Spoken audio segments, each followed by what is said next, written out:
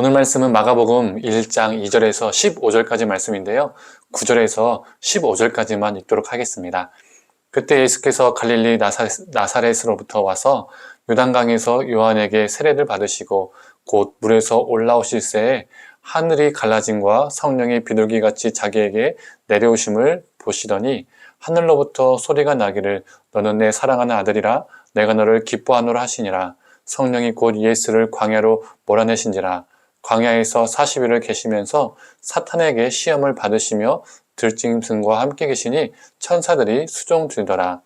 요한이 잡힌 후 예수께서 갈릴리에 오셔서 하나님의 복음을 전파하여 이르시되 때가 찼고 하나님의 나라가 가까이 왔으니 회개하고 복음을 믿으라 하시더라.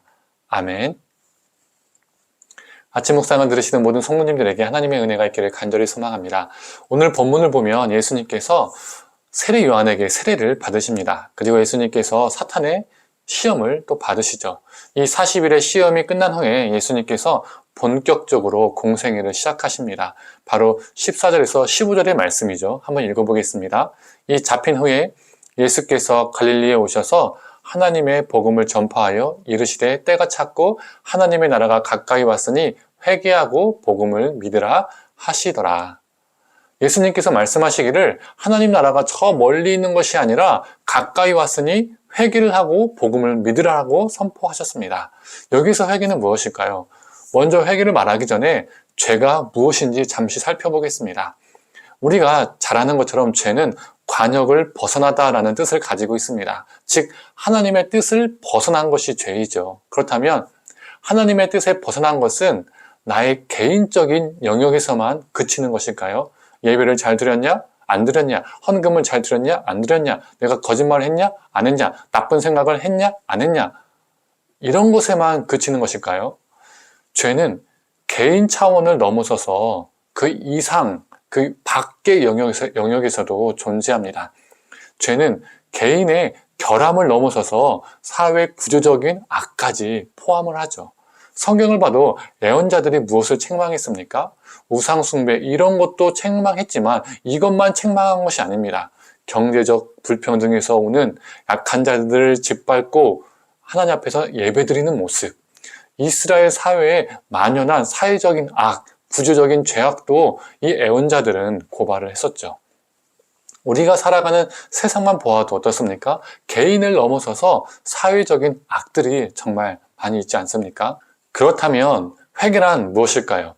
잘못했습니다. 이렇게 고백하는 것은 회개가 아니라 반성, 뉘우침이죠.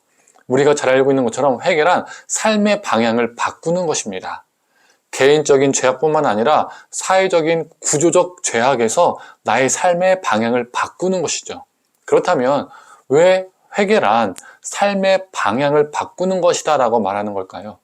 회개란 단어의 뜻을 살펴보면 이 회개란 단어는 헬라어로 메타노이아라는 단어입니다. 여기서 메타는 무슨 의미일까요? 메타, 우리말로 번역하면 무엇을 초월함, 무엇의 위에라는 뜻을 가지고 있습니다.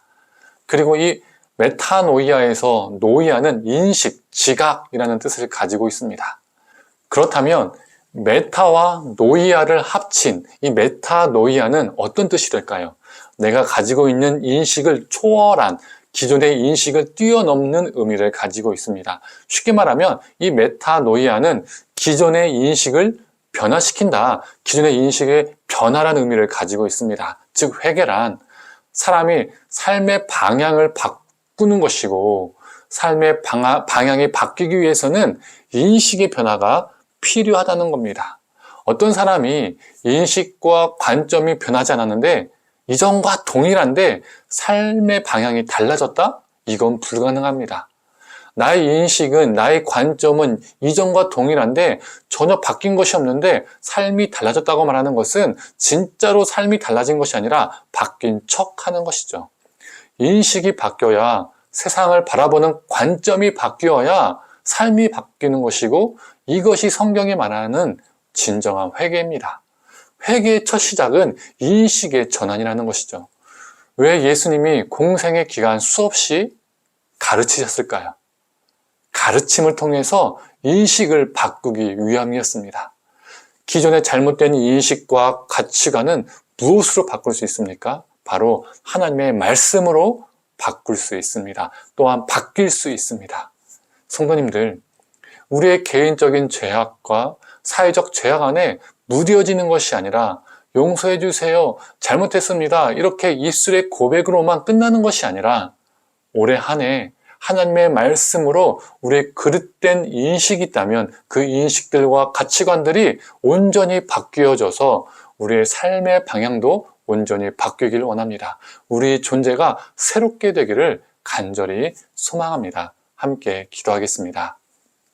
하나님 잘못했습니다, 용서해 주세요, 이렇게 입술의 고백으로만 끝나는 뉘우침이 아니라 하나님, 우리에게 진정한 회개의 역사가 일어나기를 원합니다. 메타노이아, 하나님의 말씀으로 인해서 우리의 인식과 우리의 가치관이 바뀌어지는 역사가 있게 하여 주시옵소서. 그래서 우리의 삶도 새로워지는, 바뀌어지는, 변화되어지는 역사가 올해 한 해에도 있게 하여 주시옵소서. 하나님, 낡아지고 정말 하나님 앞에서 아름답지 못한 어긋난 관역에 벗어난 우리의 인식과 삶이 있습니까?